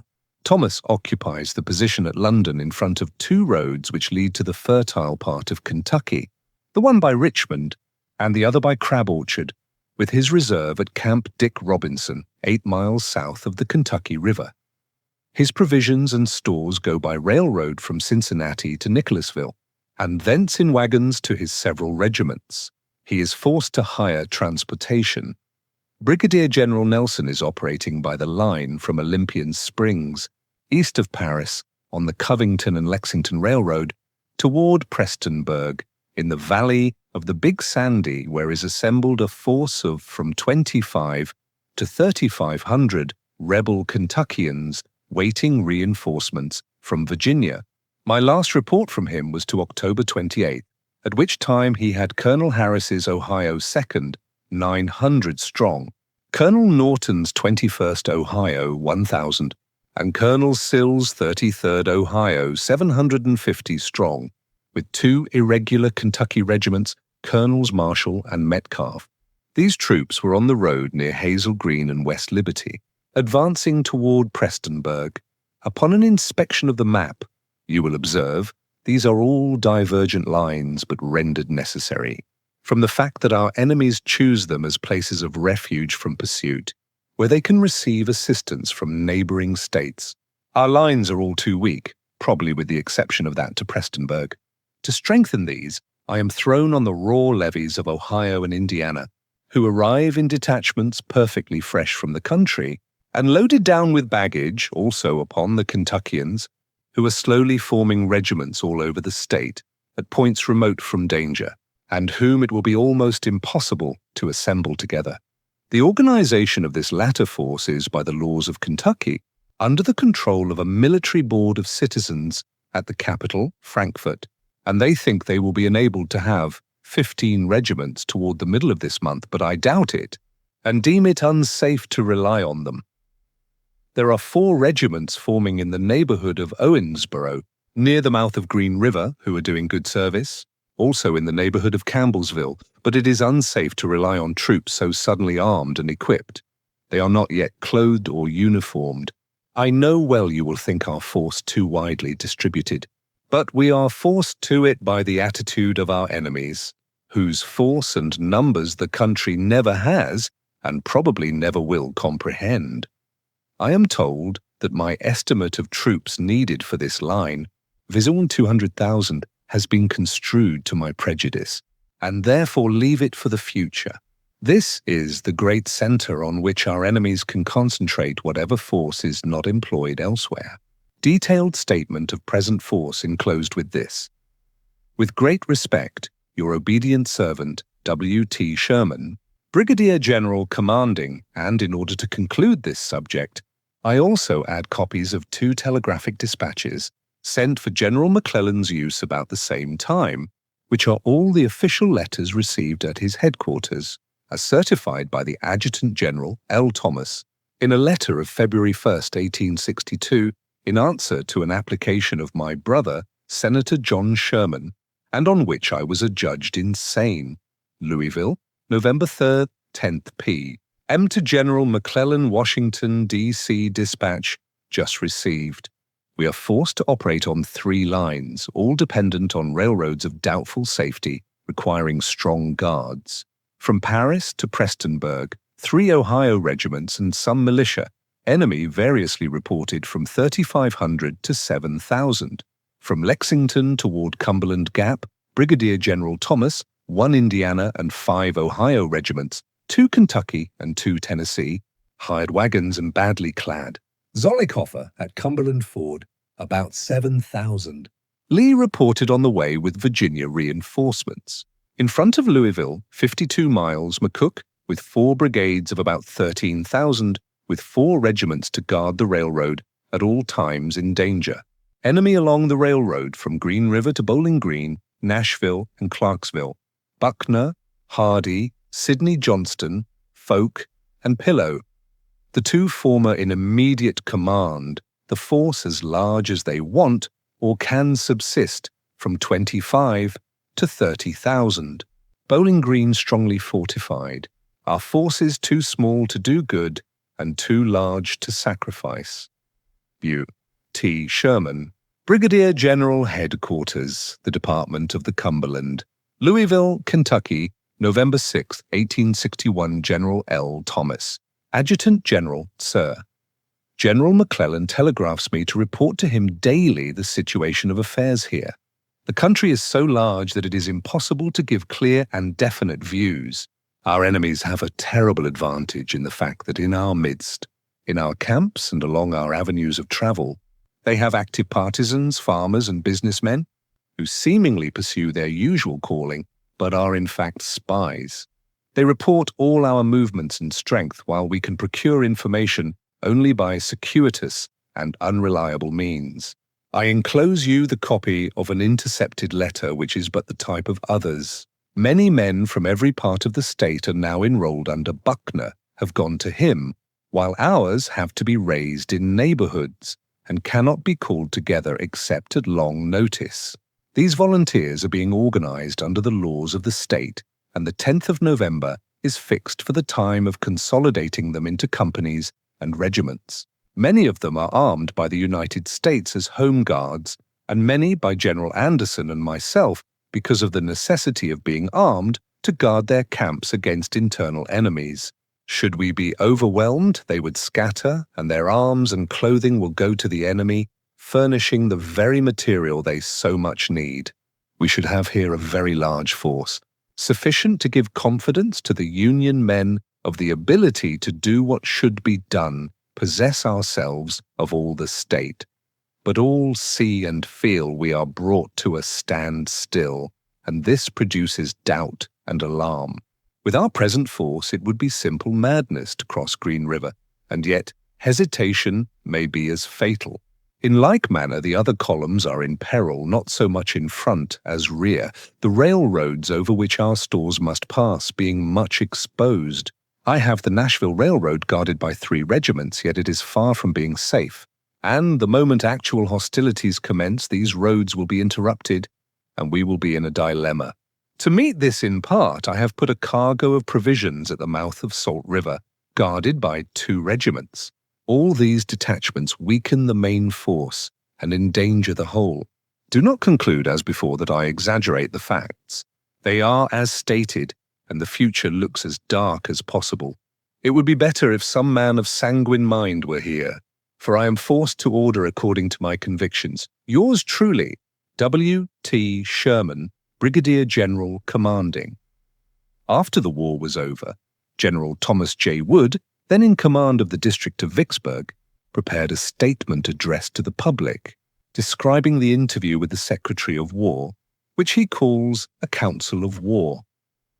I did not then deem it necessary to renew a matter which had been swept into oblivion by the war itself, but, as it is evidenced by an eyewitness, it is worthy of insertion here. On the 11th of October 1861, the writer, who had been personally on mustering duty in Indiana, was appointed a brigadier general of volunteers and ordered to report to General Sherman, then in command of the Department of the Cumberland, with his headquarters at Louisville, having succeeded General Robert Anderson. When the writer was about leaving Indianapolis to proceed to Louisville, Mr. Cameron, returning from his famous visit of inspection to General Fremont's department at St. Louis, Missouri, arrived at Indianapolis and announced his intention to visit General Sherman. The writer was invited to accompany the party to Louisville. Taking the early morning train from Indianapolis to Louisville on the 16th of October 1861, the party arrived in Jeffersonville shortly after midday. General Sherman met the party in Jeffersonville and accompanied it to the Galt House in Louisville, the hotel at which he was stopping. During the afternoon, General Sherman informed the writer that a council of war was to be held immediately in his private room in the hotel, and desired him to be present at the council. General Sherman and the writer proceeded directly to the room. The writer entered the room first and observed in it Mr. Cameron, Adjutant General L. Thomas, and some other persons, all of whose names he did not know but whom he recognized as being of Mr. Cameron's party. The name of one of the party the writer had learned, which he remembers as Wilkinson or Wilkerson, and who he understood was a writer for the New York Tribune newspaper. The Hon. James Guthrie was also in the room, having been invited, on account of his eminent position as a citizen of Kentucky, his high civic reputation, and his well-known devotion to the Union, to meet the Secretary of War in the council. When General Sherman entered the room, he closed the door and turned the key in the lock. Before entering on the business of the meeting, General Sherman remarked substantially, "Mr. Cameron, we have met here to discuss matters and interchange views which should be known only by persons high in the confidence of the government. There are persons present whom I do not know, and I desire to know before opening the business of the council. Whether they are persons who may be properly allowed to hear the views which I have to submit to you, Mr. Cameron replied, with some little testiness of manner, that the persons referred to belonged to his party, and there was no objection to their knowing whatever might be communicated to him. Certainly the legitimate and natural conclusion from this remark of Mr. Cameron's was that whatever views might be submitted by General Sherman would be considered under the protection of the seal of secrecy and would not be divulged to the public till all apprehension of injurious consequences from such disclosure had passed. And it may be remarked, further, that justice to General Sherman required that if, at any future time, his conclusions as to the amount of force necessary to conduct the operations committed to his charge should be made public, the grounds on which his conclusions were based should be made public at the same time. Mr. Cameron then asked General Sherman what his plans were. To this, General Sherman replied that he had no plans, that no sufficient force had been placed at his disposition with which to devise any plan of operations, that, before a commanding general could project a plan of campaign, he must know what amount of force he would have to operate with. The general added that he had views which he would be happy to submit for the consideration of the Secretary. Mr. Cameron desired to hear General Sherman's views. General Sherman began by giving his opinion of the people of Kentucky and the then condition of the state. He remarked that he believed a very large majority of the people of Kentucky were thoroughly devoted to the Union and loyal to the government, and that the Unionists embraced almost all the older and more substantial men in the state. But, unfortunately, there was no organization nor arms among the Union men, that the rebel minority, thoroughly vindictive in its sentiments, was organized and armed, this having been done in advance by their leaders, and beyond the reach of the federal forces, overawed and prevented the Union men from organizing. That, in his opinion, if federal protection were extended throughout the state to the Union men, a large force could be raised for the service of the government. General Sherman next presented a resume of the information in his possession as to the number of the rebel troops in Kentucky. Commencing with the force at Columbus, Kentucky, the reports varied, giving the strength from 10 to 20,000. It was commanded by Lieutenant General Polk. General Sherman fixed it at the lowest estimate, say 10,000. The force at Bowling Green, commanded by General A.S. Johnston, supported by Hardee, Buckner, and others, was variously estimated at from 18 to 30,000. General Sherman estimated this force at the lowest figures given to it by his information, 18,000. He explained that, for purposes of defense, these two forces ought, owing to the facility with which troops might be transported from one to the other, by the network of railroads in Middle and West Tennessee, to be considered almost as one. General Sherman remarked also on the facility with which reinforcements could be transported by railroad to Bowling Green from the other rebellion states. The third organized body of rebel troops was in eastern Kentucky, under General Zollicoffer, estimated, according to the most reliable information, at 6,000 men. This force threatened a descent, if unrestrained, on the bluegrass region of Kentucky, including the cities of Lexington and Frankfort, the capital of the state, and if successful in its primary movements, as it would gather head as it advanced, might endanger the safety of Cincinnati. General Sherman said that the information in his possession indicated an intention, on the part of the rebels, of a general and grand advance toward the Ohio River. He further expressed the opinion that, if such advance should be made and not checked, the rebel force would be swollen by at least 20,000 recruits from the disloyalists in Kentucky. His low computation of the organized rebel soldiers then in Kentucky fixed the strength at about 35,000. Add 20,000 for reinforcements gained in Kentucky, to say nothing of troops drawn from other rebel states, and the effective rebel force in the state, at a low estimate, would be 55,000 men. General Sherman explained forcibly how largely the difficulties of suppressing the rebellion would be enhanced if the rebels should be allowed to plant themselves firmly with strong fortifications at commanding points on the Ohio River. It would be facile for them to carry the war thence into the loyal states north of the river. To resist an advance of the rebels, General Sherman stated that he did not have at that time in Kentucky more than some 12 to 14,000 effective men. The bulk of this force was posted at Camp Nolan on the Louisville and Nashville Railway, 50 miles south of Louisville. A part of it was in eastern Kentucky under General George H. Thomas, and a very small force was in the lower valley of Green River. This disposition of the force had been made for the double purpose of watching and checking the rebels and protecting the raising and organization of troops among the Union men of Kentucky. Having explained the situation from the defensive point of view, General Sherman proceeded to consider it from the offensive standpoint. The government had undertaken to suppress the rebellion. The onus fatiendi, therefore, rested on the government. The rebellion could never be put down, the authority of the paramount government asserted, and the union of the states declared perpetual by force of arms by maintaining the defensive. To accomplish these grand desiderata, it was absolutely necessary the government should adopt and maintain until the rebellion was crushed, the offensive. For the purpose of expelling the rebels from Kentucky, General Sherman said that at least 60,000 soldiers were necessary, considering that the means of accomplishment must always be proportioned to the end to be achieved, and bearing in mind the array of rebel force then in Kentucky. Every sensible man must admit that the estimate of the force given by General Sherman for driving the rebels out of the state and re-establishing and maintaining the authority of the government was a very low one. The truth is that before the rebels were driven from Kentucky, many more than 60,000 soldiers were sent into the state.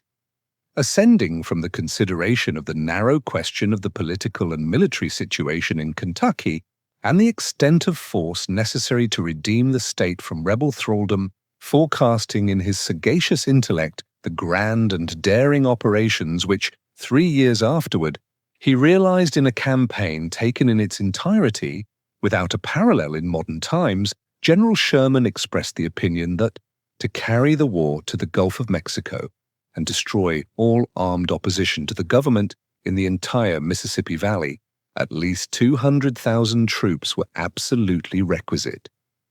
So soon as General Sherman had concluded the expression of his views, Mr. Cameron asked, with much warmth and apparent irritation, "Where do you suppose, General Sherman, all this force is to come from?" General Sherman replied that he did not know, that it was not his duty to raise, organize, and put the necessary military force into the field. That duty pertained to the War Department. His duty was to organize campaigns and command the troops after they had been put into the field.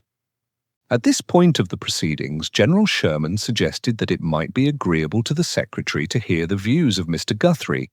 Thus appealed to, Mr. Guthrie said he did not consider himself, being a civilian, competent to give an opinion as to the extent of force necessary to parry the war to the Gulf of Mexico, but, being well informed of the condition of things in Kentucky, he endorsed fully General Sherman's opinion of the force required to drive the rebels out of the state. The foregoing is a circumstantial account of the deliberations of the council that were of any importance.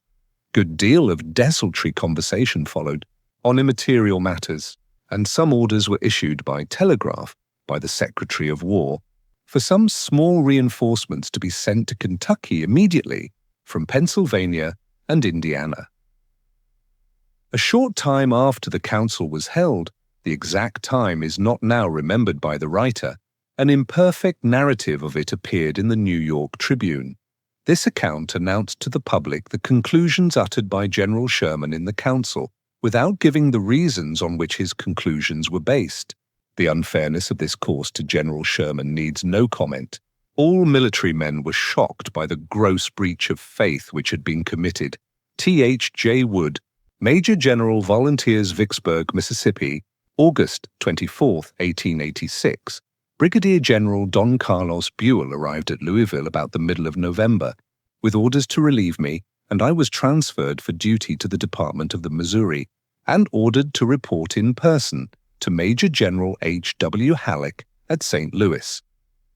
I accompanied General Buell to the camp at Nolin, where he reviewed and inspected the camp and troops under the command of General A. McD. McCook, and on our way back, General Buell inspected the regiment of Hazard at Elizabethtown. I then turned over my command to him and took my departure for St. Louis. At the time, I was so relieved I thought, of course, it was done in fulfillment of Mr. Lincoln's promise to me, and as a necessary result of my repeated demand for the fulfillment of that promise. But I saw and felt, and was, of course, deeply moved to observe, the manifest belief that there was more or less of truth in the rumor that the cares, perplexities, and anxiety of the situation had unbalanced my judgment and mind. It was, doubtless, an incident common to all civil wars, to which I could only submit with the best grace possible, trusting to the future for an opportunity to redeem my fortune and good name. Of course, I could not deny the fact, and had to submit to all its painful consequences for months.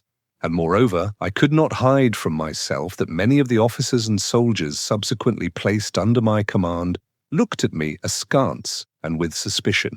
Indeed, it was not until the following April that the Battle of Shiloh gave me personally the chance to redeem my good name. On reaching St. Louis and reporting to General Halleck, I was received kindly and was shortly afterward, viz. November 23rd, sent up to Sedalia to inspect the camp there, and the troops located along the road back to Jefferson City, and I was ordered to assume command in a certain contingency. I found General Steele's at Sedalia, with his regiment scattered about loosely, and General Pope at Otterville, 20 miles back, with no concert between them. The rebel general, Sterling Price, had his forces down about Osceola and Warsaw.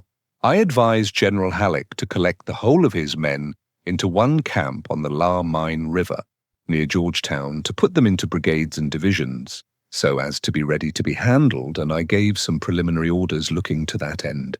But the newspapers kept harping on my insanity and paralyzed my efforts. In spite of myself, they tortured from me some words and acts of imprudence. General Halleck telegraphed me on November 26th. Unless telegraph lines are interrupted, make no movement of troops without orders. And on November 29th, no forward movement of troops on Osceola will be made.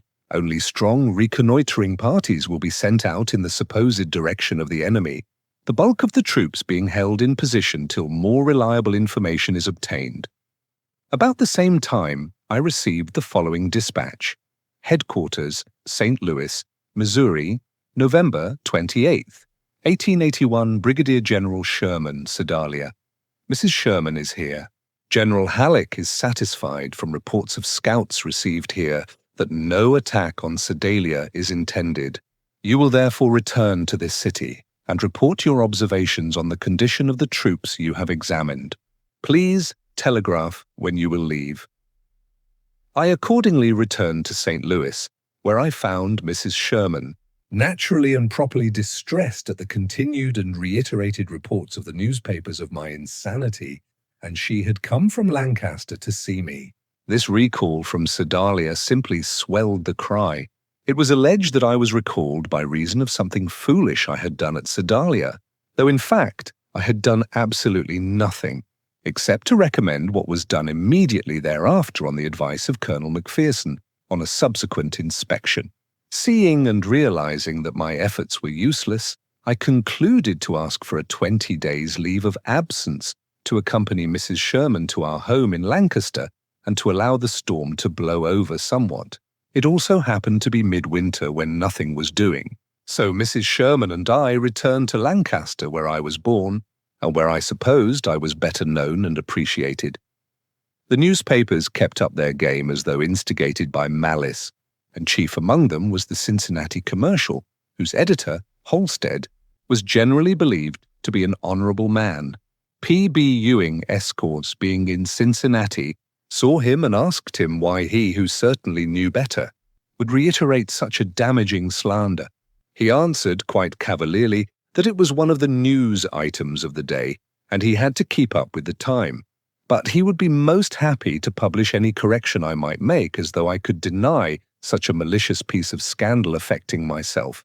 On the 12th of November, I had occasion to write to General Halleck, and I have a copy of his letter in answer, St. Louis, December 18, 1881, Brigadier General W.T. Sherman, Lancaster, Ohio.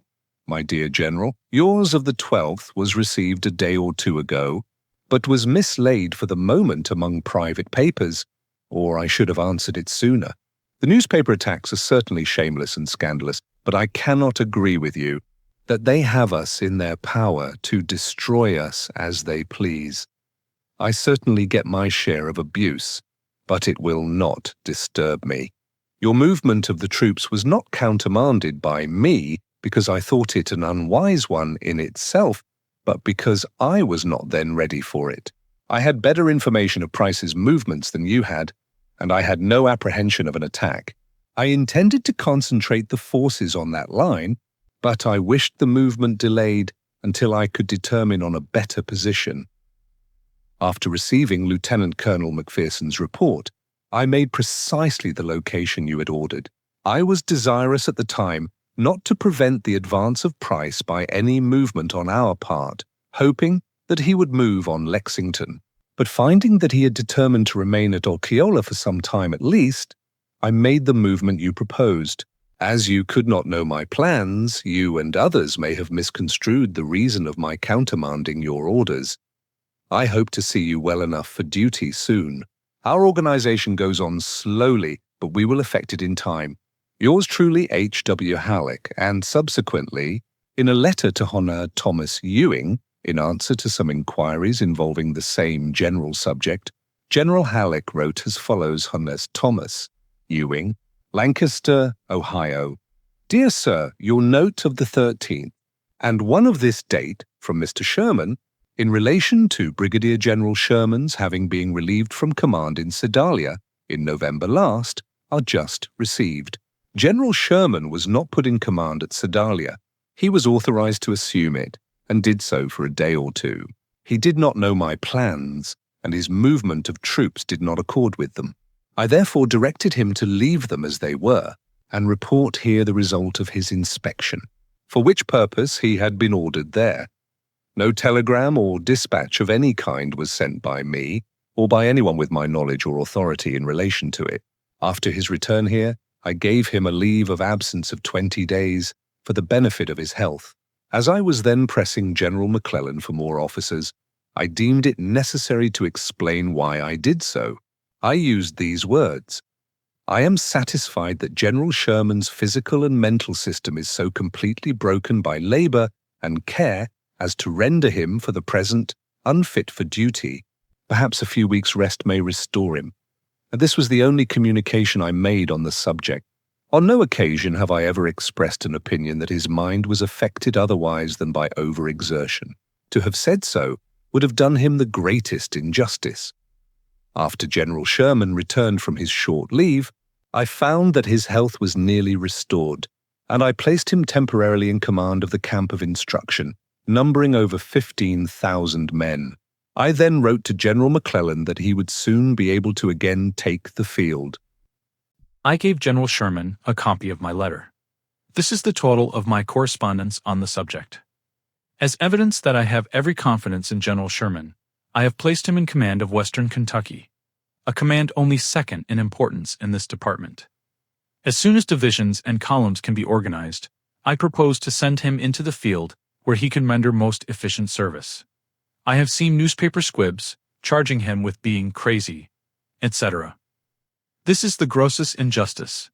I do not, however, consider such attacks worthy of notice. The best answer is General Sherman's present position, and the valuable services he is rendering to the country. I have the fullest confidence in him. Very respectfully, your obedient servant, H.W. Halleck, Major General.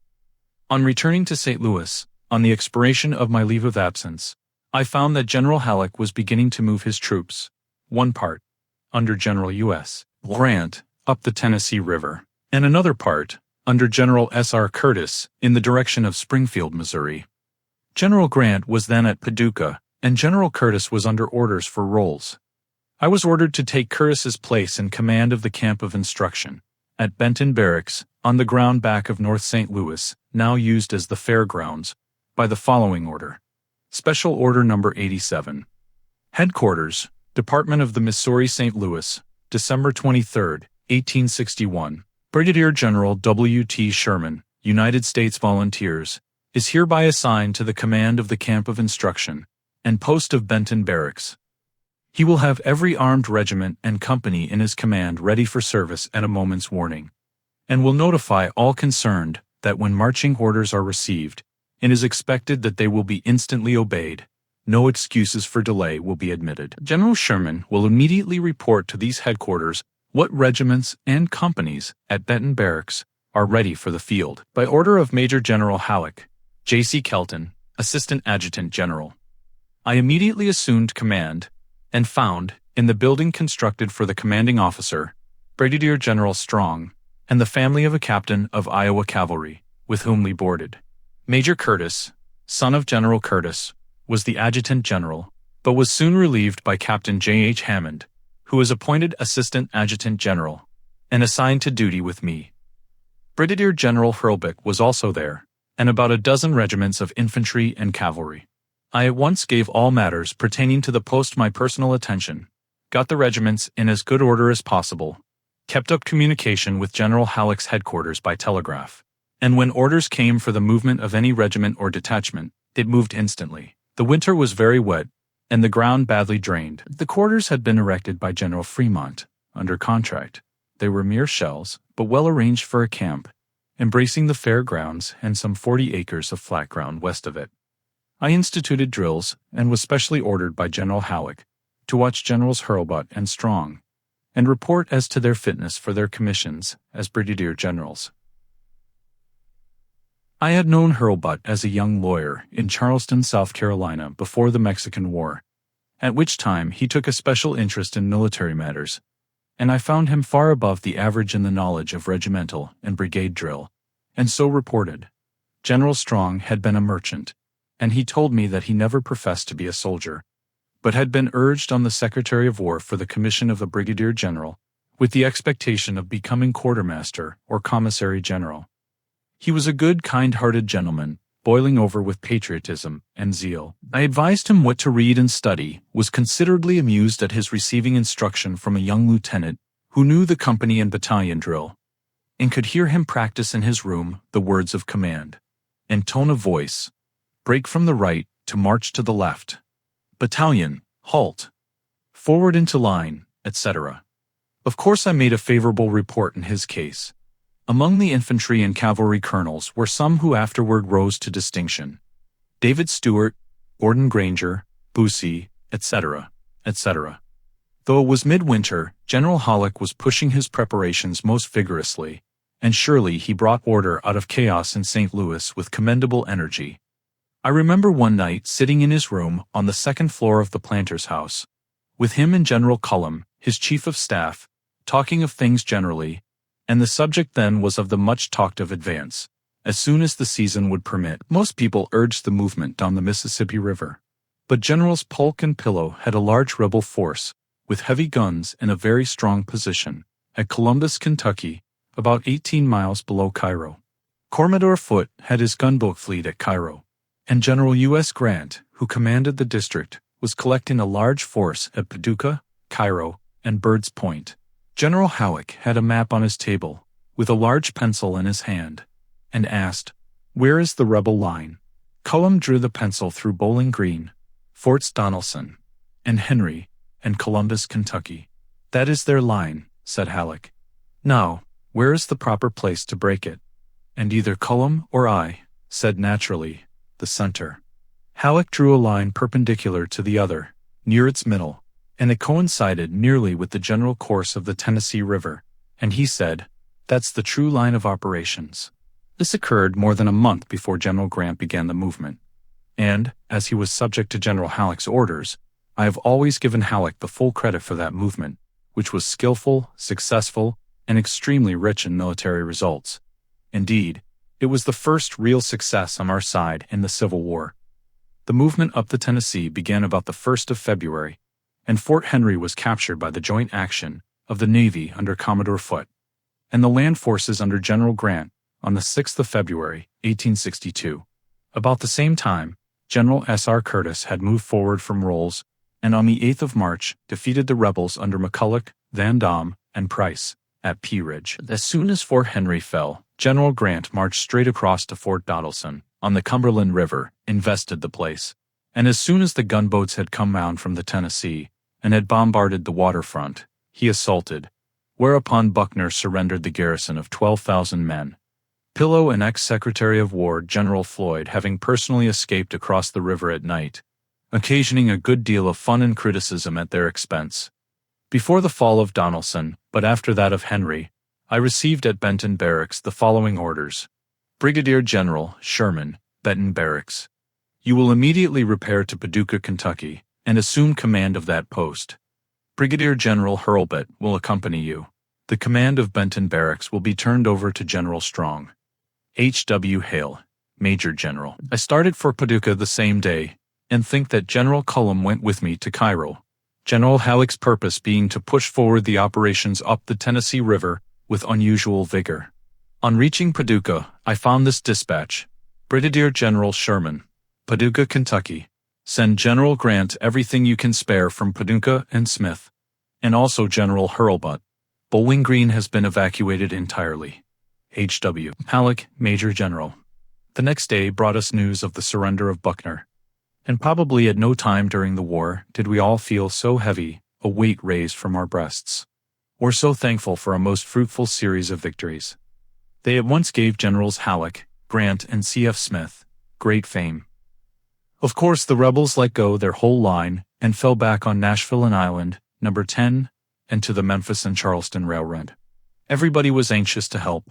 Boats passed up and down constantly, and very soon arrived the rebel prisoners from Donelson.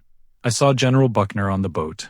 He seemed self-sufficient, and thought their loss was not really so serious to their cause as we did. At this time, another force of 20 or 25,000 men was collected on the west bank of the Mississippi, above Cairo, under the command of Major General John Pope, designed to become the Army of the Mississippi, and to operate, in conjunction with the Navy, down the river against the enemy's left flank, which had held the strong post of Columbus, Kentucky, but which, on the fall of Fort Donelson, had fallen back to New Madrid and Island No. 10.